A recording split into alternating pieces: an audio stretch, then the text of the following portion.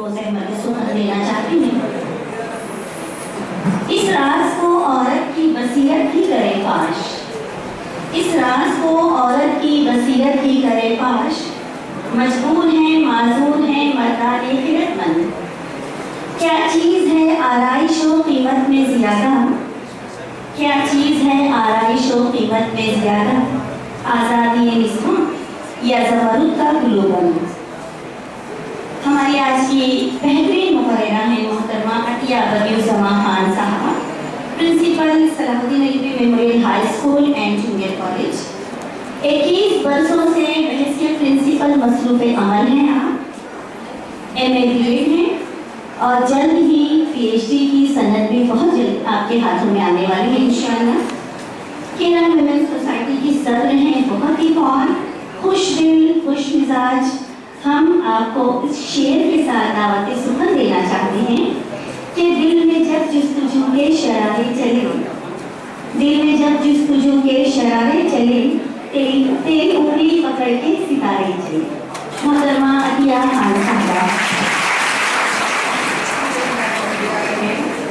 الصلاۃ والسلام علی رسول کریم، اما بعد۔ آج کی بامقصد مجلس کی صدر اعظم دائز پر تشریف فرما دیگر اکابرین، عمائدین اور جمیع حاضرین، السلام علیکم ورحمۃ اللہ وبرکاتہ۔ آج مولانا ابوالکلام آزاد کا یوم وفات ہے۔ ہم انہیں شروع سے دل اور صمیم قلب سے تعزیت پیش کرتے ہیں اور اللہ رب العزت سے دعا ہے کہ اللہ آپ کے درجات کو بلند کرے اور جنت میں اعلیٰ مقام عطا فرمائے۔ مولانا ایک کامیاب سیاستدان، مدبر، دور اندیش اور بے باک رہنما تھے۔ تقریر پر آپ کو زبردست عبور حاصل تھا، آپ معلومات کا سمندر تھے۔ آپ کی ذہانت کی تعریف میں سروجنی نائیڈو نے کہا تھا جب مولانا پیدا ہوئے تو ان کی ذہنی عمر 50 برس کی تھی۔ دیگر مفکرین اور ماہرین کی طرح مولانا بھی خواتین کی ترقی کے لیے فکر مند تھے۔ گاندھی جی کی طرح مولانا کا نظریہ بھی یہی تھا کہ ایک لڑکی کو تعلیم دینا پوری ایک نسل کو تعلیم یافتہ کرنے کے مترادف ہے۔ بحیثیت وزیر تعلیم وہ خواتین کی تعلیم کے لیے بھی ہوشیار ہے۔ آپ نے جو ایجوکیشن پالیسی اپنے زمانے میں ترتیب دی تھی، تعلیم سب کے لیے، بعد میں وہی پالیسی نیشنل ایجوکیشن پالیسی کے نام سے 1986 میں منظر عام پر آئی۔ عزیز سامعین، عورت اس عنوان پر ہر دور ہر زمانے میں بہت کچھ کہا، سنا اور لکھا گیا اور ہنوز جاری ہے۔ آج کا یہ جلسہ اسی کی ایک کڑی ہے۔ تاریخ گواہ ہے کہ عرصہ دراز سے عورت مظلوم چلی آ رہی تھی۔ یونان ہو، مصر ہو یا عراق، ہند اور چین، غرض ہر قوم میں، ہر خطے میں کوئی ایسی جگہ نہیں تھی جہاں عورتوں پر ظلم کے پہاڑ نہ ٹوٹے ہوں۔ رسول صلی اللہ علیہ وسلم کی آمد نے زندہ گردور کر دی جانے والی سر تناسب کو بے پناہ حقوق عطا فرمائے۔ عورت کو اسلام نے حقوق اس لیے نہیں دیے کہ عورت اس کا مطالبہ کر رہی تھی، بلکہ اس لیے دیے کہ وہ اس کے فطری حقوق تھے اور ان کا ملنا اس زمانے میں نامنظیر تھا۔ اسلام نے عورتوں کو جو حقوق دیے اس کا مختصر ذکر کرنا چاہتی ہوں۔ پہلا، عورتوں کو زندہ رہنے کا حق۔ سورہ تکویر آیت نمبر 8 اور 9 میں وضاحت کے ساتھ موجود ہے کہ جو شخص اس کے حق سے روگردانی کرے گا قیامت کے دن خدا کو اس کا جواب دینا ہوگا۔ حق نمبر 2، عورت بحیثیت انسان۔ اسلام وہ سب سے پہلا مذہب ہے جس نے عورت کی شخصیت کے بارے میں مرد و عورت دونوں کی سوچ اور ذہنیت کو بدلا۔ سورہ نساء کی آیت نمبر 1 میں کہا گیا ہے اللہ نے تمہیں ایک انسان یعنی آدم علیہ السلام سے پیدا کیا اور اسی سے اس کی بیوی کو بنایا۔ تیسرا، عورت کی تعلیم کا حق۔ چونکہ انسان کی ترقی کا دار مدار علم سے ہے، اس کی حدیث کے ذریعے ثابت ہے کہ اسلام نے علم کو فرض قرار دیا عورت اور مرد دونوں کے لیے۔ چوتھا، معاشی حق۔ معاشرے میں عزت معاشی حیثیت کے لحاظ سے ہوتی ہے۔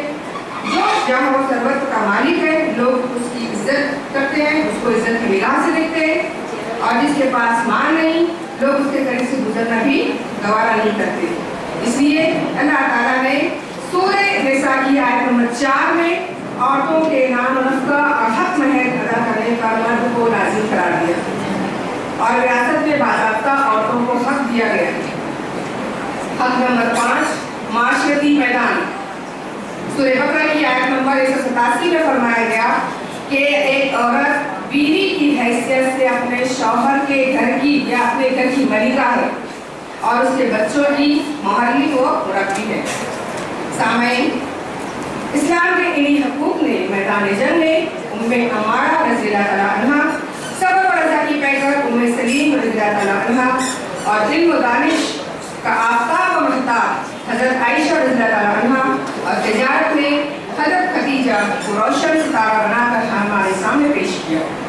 गर्ज सियासी, समाजी, तालीमी, माशी जिस मैदान में भी हम देखना चाहें, मुस्लिम ख़वातीन के हसीन कारनामे दांतों तले उंगली दबाने पर मजबूर करते हैं। इस्लाम ने औरत के अंदर एक आफाकी ज़हन पैदा किया है। वजह सिर्फ ये है कि इस्लाम का मुद्दा औरत को सिर्फ मेमार फर्जन नहीं बल्कि मेमार इंसानियत बनाना है। इस्लाम चाहता है कि फितरत की अदा करदा सलाहियत अपनी औलाद तक महदूद ना रखते हुए वो पूरी इंसानियत के लिए खैर का जरिया बने। हाज़रीन, हम औरत को हाल के दिनों में देखने की कोशिश करेंगे। पहला, जिंदा रहने का हक। मौजूदा दौर की आज़ादी ने औरत को बार समझा, नतीजतन इसको कत्ल करने का रिवाज आम है। फीमेल फिटिसाइड या मादर रहम में उसे मारना एक आम वबा की शक्ल इख्तियार कर चुकी है। हक तो यह है कि पब्लिक प्लेसेस और कूड़ा दानों में फेंकने से भी गुरेज नहीं किया जा रहा। सर्वे रिपोर्ट बताती है कि पंजाब, गुजरात, राजस्थान, असम वगैरह तरक्की याफ्ता रियासतों में औरतों की तादाद खतरनाक हद तक कम है। दूसरा, तालीम का हक। ये हक दौरे जदीद के अरब ने भी दिया, मगर मार्कियत ज़दा माहौल के तालीम का वाहिद मकसद दौलत कमाना होकर रह गया है। इस निज़ाम ने अखलाक व किरदार, सौर माशरा, तमद्दुनी और माशरती निज़ाम सबका जनाजा निकाल दिया।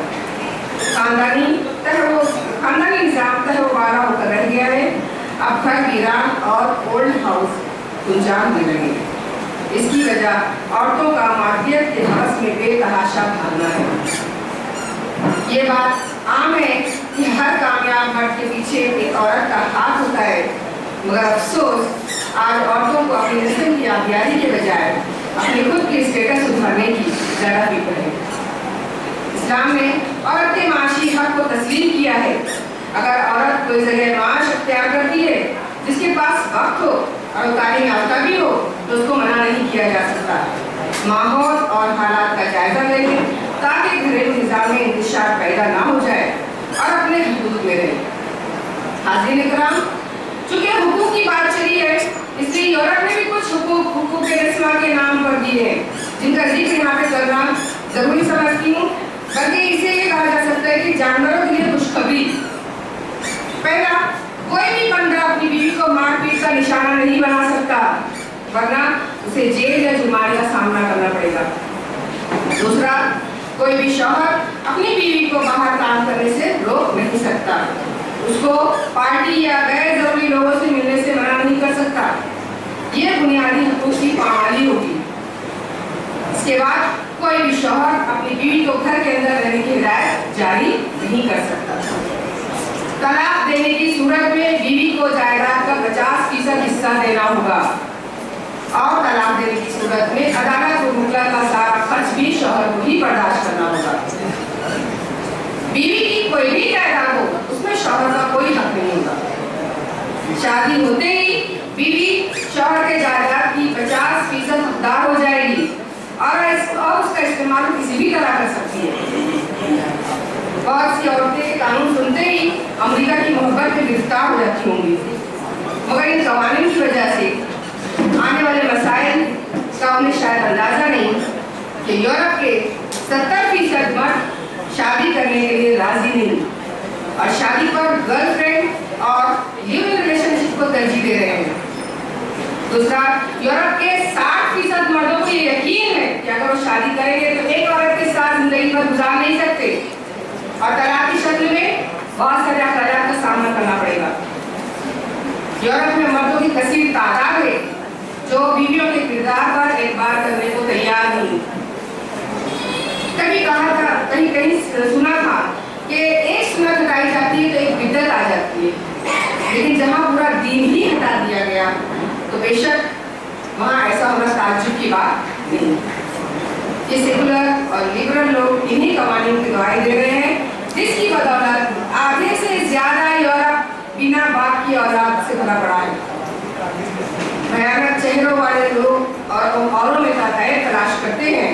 इसी के मिजाज एक फितना यूरोप में उठाया गया था कि औरत भी इमामत कर सकती है, ये उसका हक है और इस हक के तहत औरत की इमामत भी करवाई गई और उनके पीछे नमाज भी पढ़ाया गया। आजकल अखबार में और व्हाट्सएप पे एक नाम बहुत चर्चे में है कि एक औरत काजी बनने का दावा कर रही है।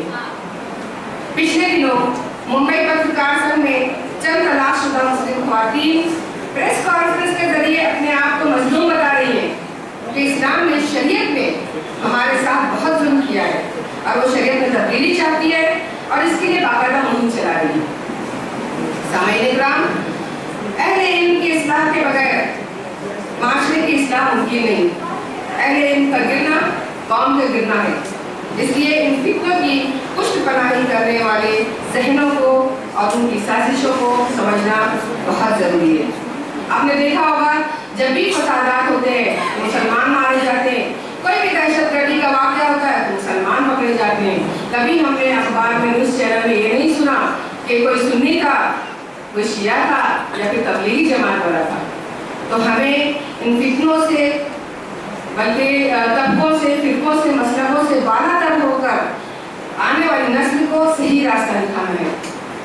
इस्लाम ने जब औरतों को इतने हुकूक दिए हैं तो हम ख़वातीन को ही आगे आना होगा, क्योंकि नस्लें औरतों की गोद में ही पलती है। वमा अलैना इल्लल बलाग।